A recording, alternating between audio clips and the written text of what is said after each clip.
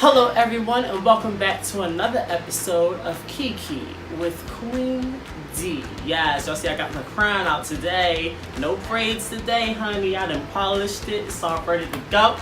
Yes. And today we actually have a special guest, one of our fans from Double Dose, Miss Kyla and I. Hi guys. Yes, she is hailing from Drexel University, where she majors in fashion design, right? Did I get that right? Yes, that's okay. correct. Yeah, that's why I'm sporting my little Drexel University shirt. You know, I gotta show my support or whatever. And yes, we got a pretty standard episode planned today. Yes. All right. As y'all all know, you can just go down in that description where you can find all the time codes to the different segments so that you can skip to whatever it is that you are interested in seeing. Yeah, y'all know how this works. Descriptions where you can find all my social media, including my Instagram, Facebook, Snapchat, Twitter, all of that. That's where you can find my website, which serves as the hub for all of my content, including all of my videos, all of my music, including Double Dose, my podcast series with Shaw, which I will be recording later on today. So, yes, just make sure that you like, comment, and subscribe. That is very important. Subscribe so that I can start getting monetization. Yes. Get some more coins, okay? Now, we're gonna jump into this episode by first having a little Kiki session with Kyla, because I've had several special guests on Kiki and never actually said why they were special. I just kind of had them on. So we're actually going to talk to Kyla and so that y'all can get to know Kyla as well as I know Kyla. So Kyla, would you like to introduce yourself? Well, you did a pretty good job. My name is Kyla. Like he said, I go to Drexel University and I major in fashion design. Currently, I am working on getting back into modeling, so that's one thing about me, so stay tuned to that. I would give you my Instagram, but right now that's also under construction, but stay tuned. And you know what, I'll tell Dionté, and maybe I'll guest star again, and you guys can have that. But yeah, so I don't know, right now I'm just enjoying my summer off. The only summer off I get, at Drexel University. Yeah, that's why I want to go. So basically, you know, yeah, I'm just right now trying to enjoy it with my friends as much as I can. You know. Yeah, that's basically it. All right. Well, we are going to start off this episode of Kiki with the very first segment that y'all all know as Runway or Runaway, because you know Kyla is a fashion design major, so I said, oh, perfect. So that's what we're gonna do first. So let me just cut the. Or Nate, can you cut the cameras and then cut the back over? Sure. While that does what it's doing. So we are going to start off Runway or Runaway by reviewing the red carpet outfits from the BET Awards, because I heard it was a flop. So hopefully the outfits can kind of make up for it, or just prove why it was such a flop. Wait, you didn't see it? I didn't watch the whole thing. Yeah, I watched Nicki Minaj's performance and called it a day. But like, yeah, nobody interesting was performing. No offense to the people performing. Like, but like, I just award shows and TV. No, like I've just been so out of date. So we're looking at these photos on my laptop or whatever, because why is it doing it by itself? Oh no, you have to pause it, Dionté. Oh, yeah. Oh, okay. So you can go back if you want to review her. You don't know who she is. Yeah, well I don't know who she is either, so we don't skip her. No, wait, Saweetie, I know who she is. Saweetie, the like that rapper chick. All right, we finally found someone we know. So we gonna start with Saweetie. She's a female rapper, right? Female rapper. Okay. It says Saweetie looking icy. Where's the ice? Right, I don't see her outfit's clearly like a greenish green. yellow, Mike. So I don't know where the ice is. Maybe it's her hair, because it's like a platinum blonde. Does she got jewelry on? Not really. I don't know. I'm gonna put the picture right here or right here so y'all can see what we look at. But she doesn't have jewelry on. You can trust me. Maybe like it's people her in Hollywood shoes. you can see bling. No, it's not her shoes. Right. Okay. So I don't know why they said icy. Even still, this dress is so lackluster. I mean, I like her titties in it. I don't know if I can say it. I mean, you can say whatever, but right. It's so I don't like. But other than that, it's not like wow, oh my god, like I feel like I have to wear that. This is the BET Awards. Or I have to remake that in a way, like I don't. Feel this that. looked like any old thing that you can buy from like Fashion Nova or something. Or not even like Ross or Target. Right, like I feel like I seen somebody walking down the street in this. This ain't nothing special. So Saweetie, get it together.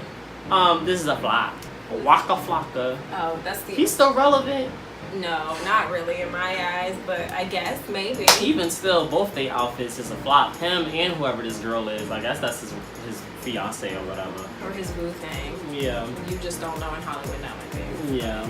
But I'm not living for. Well, I can't even really see his outfit. Like for what I know, what is that? Like a jacket? Yeah, it looks like, or maybe a button-up shirt. Right, that's what I'm like. Like I can't really tell by this. They picture. reds could have at least been matching. It could have been like the same hers red. is more like a peach red. Right. They just uncoordinated. I don't like it. This is a flop too. Oh, Trevor Jackson. Okay, I know who he is. I don't know who that other guy is, but I know who Trevor Jackson is. What is that? Is that? I don't like this pattern. What is that? Is that like a jacket? Like what did you see how It's at the a bottom? blazer and the pants match the blazer in the front. Not. It doesn't look like the same design in the back. I don't like this pattern. I feel like for this, I can't really tell because you know how some people like to do unique things, and I'm like, I wish I see the whole thing, so that way I can be like, okay, yes, that works. No, it doesn't, because you know that's like in fashion, you do something new, and it could really be something that's okay, it works, but it's like different. But like from this, it just is like, oh, I don't know, it's like okay, but like I don't love it at all, and I don't like it necessarily either. Yeah. So. It's. I don't want to give it a total flop, but it's not a bop either. It's not stunning. I mean, he's cute. It's neutral. It's neutral. Next. All right. So, according to InStyle, this is the best looks from the BET Awards. So, this is Janelle Monáe. She's giving pride, realness. No, that's amazing. Sorry.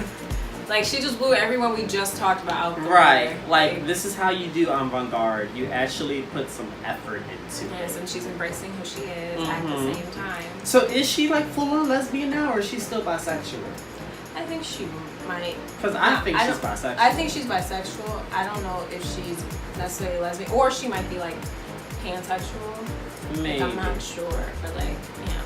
Well. She seems like a free spirit type of person. Yeah. So, I don't think it would matter. Alright, well then, next we have, that's a video. Next we have Miss Nicki Minaj. She looks like she about to bust out of this. She does. Like, her boobs are like, yo. Everything on her is just too big. Oh, my lord, Miss Nicki. The hair's cute. Yeah, the hair's cute. I don't know if I necessarily like the dress as much as I feel like I should. Yeah. Like, especially compared to her Met Gala. Right, that's what she should have did. She needs to I mean, no, you can't recopy that because that has to be your signature look. Right, you know, but this isn't working. Right, This looks too small for her. Right, like it looks like she struggled to get in. But like not because she's like I don't like these patterns she's either. Just, too busty. Like what is all of that? It's a bunch of netting and like. I don't like this. I like Nicki, but I don't like this outfit. I'm giving this a flop. I like her hair and her makeup though. I think that's on point. And her shoes are simplistic too. Like this is just a basic outfit. Yeah. She could do better. Next. Who is this? Black China. Okay. Alright. I like it. See, now this is better. She got her under boobs out. Right, but it's cute and it's like classy in its own way, in her way. She's showing off her tattoos. And she has her like the netting, like different fabrics work here. I feel like for Nicki's dress they didn't necessarily work as well. Right, this is how you show a body. This is serving. And then I like her hair with it and her makeup. It's nice. Everything on this outfit is on point. Black China gets a what's the opposite of a yeah? We gonna give her 10s. Who is this? Is this Lil' Kim? Oh, Ashanti. Oh, okay. I don't see her. Right. She's still relevant? I guess. So. Well, this is cute. Yeah, I like that. That's different. Yeah. You don't see a lot of tailored dresses like that nowadays. Can you even call this a dress? Is this a dress? I think so. I don't know. It might be a jacket. I'm not 100% sure. I'm gonna say it's a dress because I can't see bottoms right now. Yeah. So, and then it's clearly not a pant because of the way it flares out. Mm-hmm. You see. So like, yeah, it's. I'll just call it a tailored dress or whatever. But with the weather, I'm surprised. Right. She is burning up. You can look at her and tell she is burning up. She done sweated her weave out. She is hot. I wouldn't do it. Especially because you can tell this is definitely suede. Yeah, like no. You see it through the picture. Like there's no hiding that. That AC up in the stadium or whatever must have been on blast. Or not even with the tailoring, you have to need this thing. Maybe she do got something on underneath it. Maybe this was just for the red carpet and then she took this off and had something totally different. Because there's no way she was walking around in this all day. Right. But it's cute. Right. This is cute though. So she gets 10s. Who is this? This is Amber Rose? Oh, she's wearing long hair again. Oh, what's that, wig? Yeah. Because ain't she bald? Yeah. That's what I'm about to say, unless it grew back that fast. Like, no, not that long. Okay, she's showing off her tattoos too. She's wearing that's suede too, right? Right, that looks like suede to me. I don't know fabrics. It might be like velvet that. or satin. It's hard to tell in the lighting. Well, this is cute. It fits her body. She's showing off all her boobs. Yeah. Her mommy boobies. And see, even though this is a simple dress, I feel like it hugs her nicely. And then she did something different with her hair. So like I feel like it kind of gives it a different look than what like Nicki had, because even though Nicki had that basic dress, or like some of the other people we were talking about earlier, even though they had the basic dress, what makes it like poppin' is how you kind of make it work with your hair, your jewelry, your accessories. Like you gotta think about those things if you're wearing a simple dress. Exactly. You know, and like I feel like definitely, like she's definitely thinking about how that green dress is gonna complement her like icy platinum blonde hair and all that. What her shoes look like? Her shoes are simplistic. It's just like a regular pump. They look like they might be bedazzled or something, but you know. Yeah, I wish the shoes were a little bit better. But other than that, it's okay, bro. Yeah, she gets 10s. Anyway, so that concludes this segment of Runway or Runaway. There was a lot of runaways in this segment. I'm disappointed. I'm so disappointed. I'm so sorry that you had to come on this block. I feel like I wanted to review the Met Gala. You know. Right, you should have been here for the Met Gala one. But yeah, and then there was also the MTV John, but that was a while ago, so I was like, it's too late to do that one. But what was the next segment? I don't remember what the next segment was. But on to the next segment. Now we're gonna get into this next segment, which y'all all know as Bops of the Week. But once again, instead of giving y'all my top 10 songs I've been listening to or whatever, because y'all can go and look at the playlist yourself, I don't need to sit here and run that down. But since June has officially passed, June marking the halfway point of the year, I'm going to give y'all my personal top 15 albums. I might just do the top 10. See, no, because there are some alright, I'm going to do top 10 and have those 5 be honorable mentions. I'm going to say the honorable mentions first. 15, Justin Timberlake's Man in the Woods, because I don't remember not one song off that album besides Filthy, but I remember when I was listening to it, it was okay. Yeah, I don't want to say good, but it was okay. And then 14, I have Christina Aguilera's album Liberation. It was just, I was a little disappointed because there's a lot of messages in it. Yeah, it was a lot. But I don't feel like it was her best. Yeah, it was a little too ballad-y. Yeah, I like bops. Like I listen to. I don't mind that because you know I'll be all over my feelings. Right. But that's you. I like to bop. I like to dance. I like something that I can groove to, and I'm not grooving to Fall in Line or Maria. I didn't even really like Fall in Line. Right. Did you see when they performed that? No. Did you see that Scream Fest? No. Her and Demi, they were literally just like ah! Like just it was just it was a mess. You gotta show me after this. It was a mess. You couldn't understand what they were saying. It was just a lot of back and forth. You definitely have to show me now. I have to see that.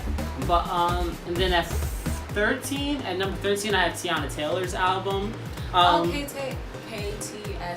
What does that stand for? I don't know. Because it was supposed to be called... right, I know it's supposed to be called, but then it came out and I was like, oh. Yeah, it was something totally different. I was like, okay, I don't know what KTSE stands for, but you know. Yeah, her album was also, it was classic R&B, really slow, very sexual. Mm-hmm. Only 2 songs on that album that I can remember that I liked are Work This Pussy, because I still listen to that. That was like the one boppy song on that album. Mm-hmm. And Three Way, because I was caught off guard. The threesome song. Yeah. Shit. Let's up there though.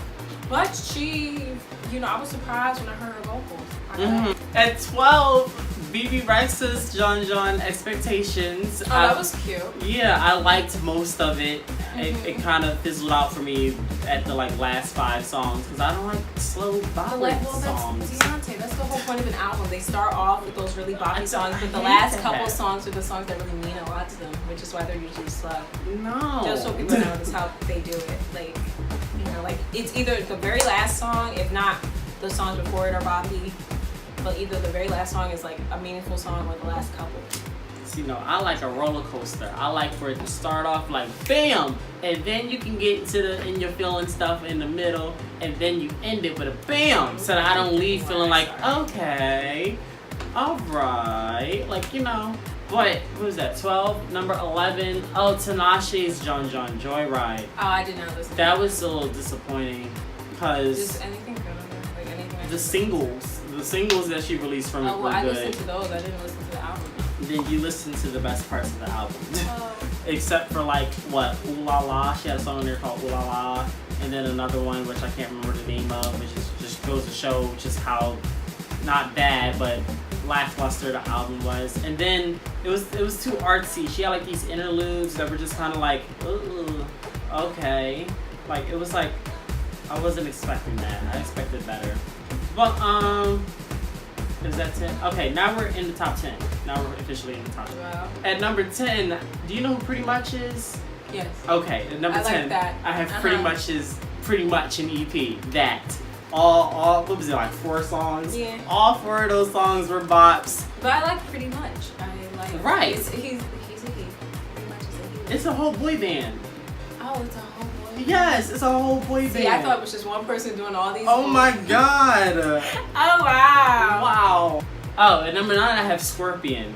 I know y'all probably gonna read me for putting Drake so low on this list, but hey, I explained this in Double Dose. Well, not really. I agree. I feel like his best album his best album recently was Views, in my opinion. Thank you. Sorry. I know I'm not the only one. Sorry. I mean, and I love Drake, okay? I love Drake and, some other rappers, but, you know. Scorpion was better than More Life, right, but not better than You. I don't even need to say much about Drake's Trilogy. If you want to hear my thoughts about Scorpion, go listen to Double Dose, okay? Cross promotion. Next. Number 8, I have Cupcake's album, Euphorize. Oh yeah. Yeah. No, that was so nasty. I was listening to it and I was like, oh my god, First of all, what was my top songs in there? Cinnamon Toast Crunch. Crayons, her LGBT anthem. Yup, Crayons. But it was her. It was nasty and all, but it was her, and it was the first full-on Cupcake album that I actually liked. But I listened to this one and I liked it. That's why it's better than Drake's. Okay, move on. Next, I have Neo's album, Good Man. Oh yeah, see, I like his comeback. It's definitely his style, which I can appreciate because I love them, nice love songs and those nice he's very lovey-dovey and stuff. Right. All his songs are love songs. I was like, okay. But that's his thing.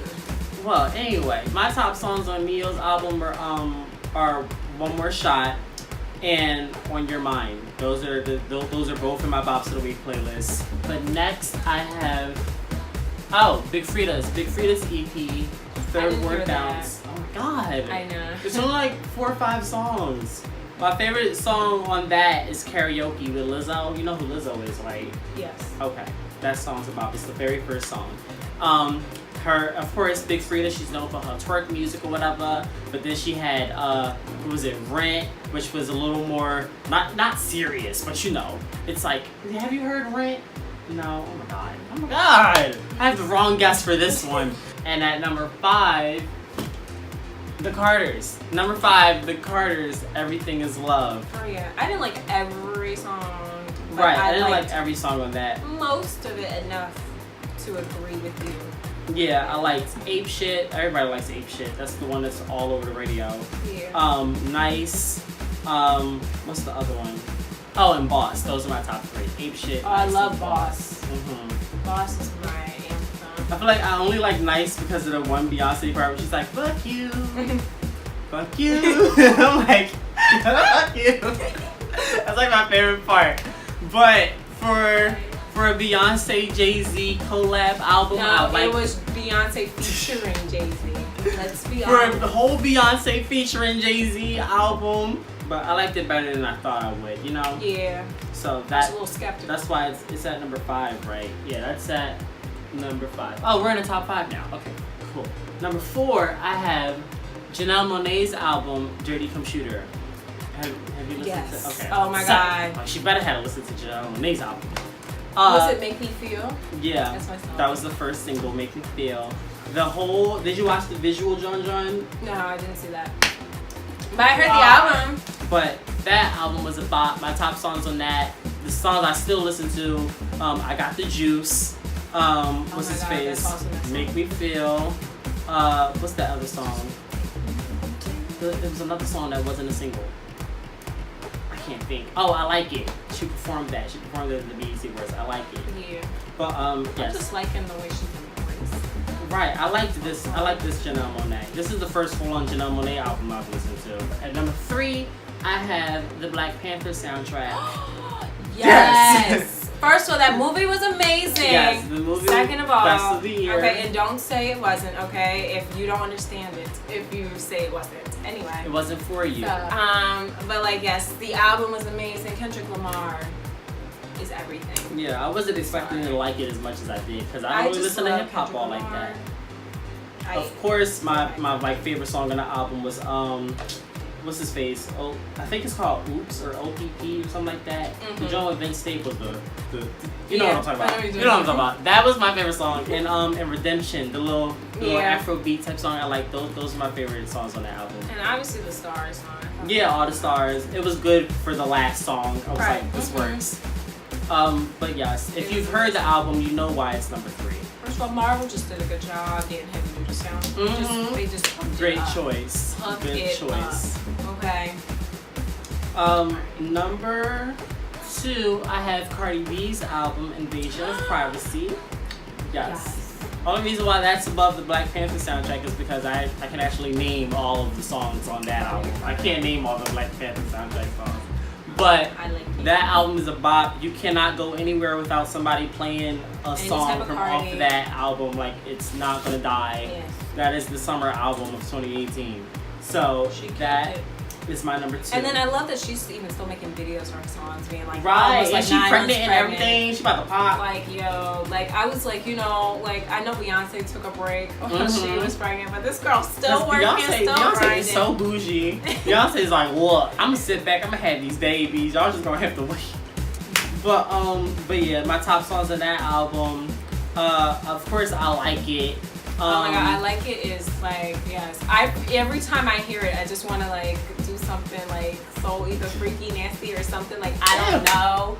Like, I just like it. I wish that Bad Bunny's part wasn't as long. I wish it was more Cardi B and less of those other 2 rappers. Well, see, but that's what happens anyway. Because she was like, you already got that. I'm gonna do a part 2 of this for the rest of the year because I'm still waiting on Sweetener by Ariana Grande. I'm still waiting on Nicki's album. And then like who else? So check back in December for part 2.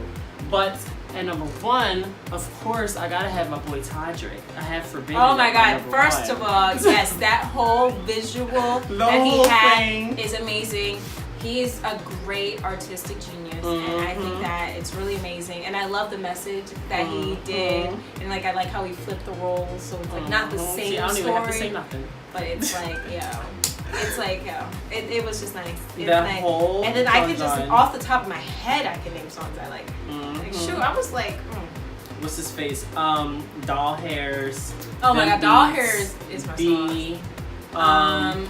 Even Nobody. Even the love songs. Nobody, 11, Play, like yes. Jade Nova, you did that. Yeah, even the songs that you wouldn't just like normally listen to, if you watch the whole visual thing. Like it makes sense. Yeah, it makes sense. Like, cause I listened to the album first and then watched the jungle. So when I was listening to the album, I was like, this is weird. I mean, I would say if you're gonna skip any songs, it may just be those short ones with the neighbors. Like that. Yeah, exactly. Like, you know, because those aren't the really songs, and you wouldn't really necessarily need them. They were like unofficial interludes, right. kind of. But like you wouldn't even really understand unless you saw the visual. Exactly. Right? So there's no point in like listening to those. With Tiffany Haddish and Jennifer Lewis. Yes. So yeah. But like I said, I got an email. Okay. Taju's Forbidden is my number one. I done said my top songs. Go watch the visual album if you haven't. But that concludes part one of my best albums of the year, because part two will be coming out in December, right before New Year's. But that concludes this segment, and on to the next one. Welcome back. Wait, why am I saying welcome back? Okay. I remember I said that this would be that Gaymer Time would be filmed at a later date. Yeah, it's the next day. So, you know, I threw on my little Drexel shirt again for continuity reasons, but it is now the day after, so Kyla's no longer here, but it's okay because this is Gaymer Time, and, you know, whatever, she's not important for that one. Also, the Runway or Runaway section was a little short because the camera that was on Kyla ended up cutting off and we didn't even know. So half of it was just on me. So I was like, that's dumb to have a whole special guest specifically for that section and then her even not be shown for half of it. So that's why I kind of cut it. I cut it at where the camera cut off basically. So sorry. Yeah. But anyway, we're going to move on to this next segment, Gaymer Time, where I will be giving y'all my review on Crash Bandicoot the N-Sane Trilogy. Because, yeah, it just recently dropped on all consoles, because at first it was a PS4 exclusive, and I have an Xbox One. But it just recently dropped on Xbox One and Nintendo Switch and all that extraness. So of course I got it for Xbox One. So I'm gonna give you guys my thoughts on it. First of all, if you didn't know, I am a huge Crash Bandicoot fan. I've been playing Crash Bandicoot since I was little. You know, not necessarily the first one, but Crash Bandicoot 3. I used to have Crash Bandicoot Warped on PlayStation 1, and that's what I would play all the time. I didn't realize that it was the third one until I got N-Sane Trilogy, and I'm like, wait, the first one doesn't look familiar. Oh, and then I got to 3, and I was like, okay, this is what I remember. So yeah, Crash Bandicoot Warped is the one that I used to play. All 3 of the games is on there, both the first, second, and third crashes, which really helps with like as far as content. You know, it's like once you complete one game, you got 2 other games to go ahead and do. So I'll probably be playing that for like the rest of the summer, like maybe even to like September. It'll take me a minute to complete that game. Not because there's so much, but because of other things that I'm gonna get into later on. So the whole point of the N-Sane Trilogy is the fact that it's like revamped. It's like they took the old Crash games and they revamped them for like new gen consoles. So all of the graphics and stuff is amped up. You know, that Crash has like real fur. All the boxes are like real wood. You know, all the trees, they have all their like cellulite and photosynthesis and all that extraness. Everything looks more real, and like it really, you wouldn't think that it would make the game that much more enjoyable, but it really does. Cause it's like you're reliving your childhood, but it's now. Does that make sense? It's like something, it feels fresh and new, yet still classic, if that makes any sense. I hope I'm making sense. Okay, so other than the graphics, the gameplay and the levels themselves, I noticed a lot of things that I did not notice as a child, but you know, I guess this is probably why I like Crash so much, because the levels are very like intriguing. It's like, yeah, the game has its simplicity, but it's also challenging, and like there are little like puzzles and stuff like that, and then the bonus rounds in every stage, like it's just like there's a lot of effort put into it. And then it's not like regular like platforming like how Mario is. Like I compared this game to Mario a lot because that was kind of Crash's whole thing. It was like Sony's little answer to Mario and Sonic or whatever. So it's like you have your regular what you call those, like 3D levels where you're like walking forward, and then there's also the side-scrolling levels, and then there's also the kart racing levels and the water levels. I hate the water levels, but they're there. There's the water levels. Then you got the levels where you're like riding an animal. Like there's so many different kinds of levels. It's not one note. It's like you're waiting to see what's next, you know?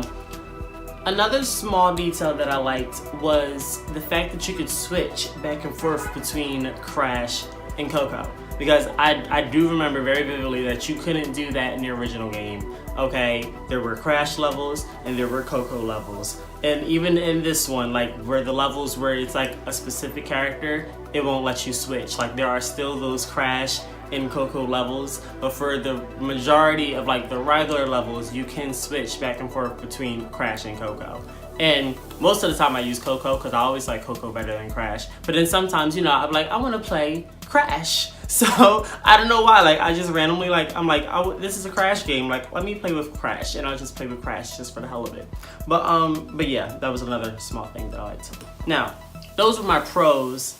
Let's get into the cons. Really, there's only really like one con, and that is the controls. The really wonky controls. Like, yeah, they revamped the way the game looks, but they didn't do much with the way the game plays. It still plays like an old PlayStation game. So like the for anyone who's played Crash Bandicoot, like you know how you'll try to jump forward, but you just slightly miss the platform and you fall right into the hole, or you're trying to jump on the box but you just don't jump far enough and then you fall. Like it's like little things, or like you'll try to like hop on an enemy but instead you'll just hop right in front of it and then you die, or like you'll try to spin but you'll spin too early or something and then the enemy hits you and you die. Like it's just like it's so frustrating because the game isn't hard, but because of the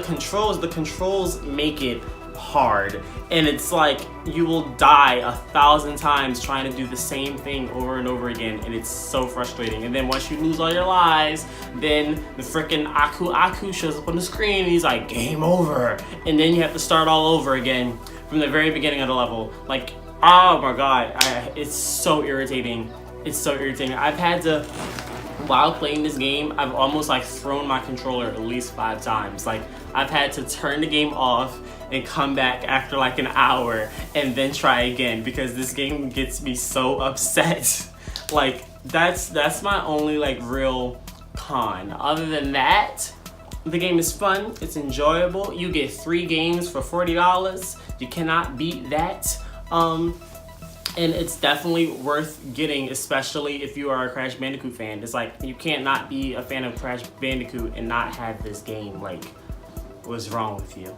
Overall, I rate this game a 9 out of 10 because it's damn near perfect except for those controls. If they put out like an update that stripped the PlayStation 1 mechanics and like, you know, really revamped it so that it's a little bit easier, it would be fine. It would be perfectly fine. It would get a 10. But because of those controls, this gets a 9 out of 10. Someone in their damn motorcycle. I swear, men in their motor vehicles. But that concludes my review of Crash Bandicoot N-Sane Trilogy for the Xbox One, because it might be different on PlayStation and Switch, I don't know, but for the Xbox One specifically. But on to the final segment. Alright, we have made it to the end of the episode. That concludes this episode. What is this? Episode 9? Yeah, I believe this is episode 9. That concludes episode 9 of Kiki. Yes, who's that? He's cute. I got like my window open and I can kind of see the people outside, and you know, a little light skinned Zanny, you know. Anyway, we're gonna conclude this episode. Anyway, like I said, this episode that concludes episode 9 of Kiki. Make sure that you like, comment, subscribe, and share, you know, reaching a broader audience. Make sure you go down in that description. You already know the deal. The website, the social media, yada, yada, yada. Y'all know what it is. Make sure that you also check out my podcast with Shafti Ayla called Double Dose. We do new episodes every Monday at 7 a.m. So make sure that you subscribe to that YouTube channel. But also, if you want to listen to it while you're out, then I recommend just listening to it on SoundCloud so that you don't have to keep the app open. It's a whole lot more convenient. But every now and then we do film the episodes, so you should still subscribe to the channel so that you can watch the visual version on YouTube. Oh, I'm also thinking of doing a season finale of Kiki, you know, having episode 10, which would be the next episode. I don't want to say next week, but the next episode, having that be the finale, because it's a little challenging keeping up with these Juns every single week. And plus, I have other videos that I need to start working on. Don't want to say what those are just yet, but I do have other videos that I need to start working on, and they need to be priority over Kiki. So I think next episode 10, will be the season finale of Kiki until probably fall or winter. Probably when I come back for winter break. That's probably when Kiki will start again. I don't know. Hopefully the fall. I don't know. I'll get back to you on that one. That concludes this episode. If you are a brand new subscriber, well then, welcome to the Queen Zone. Check my credentials. I got the right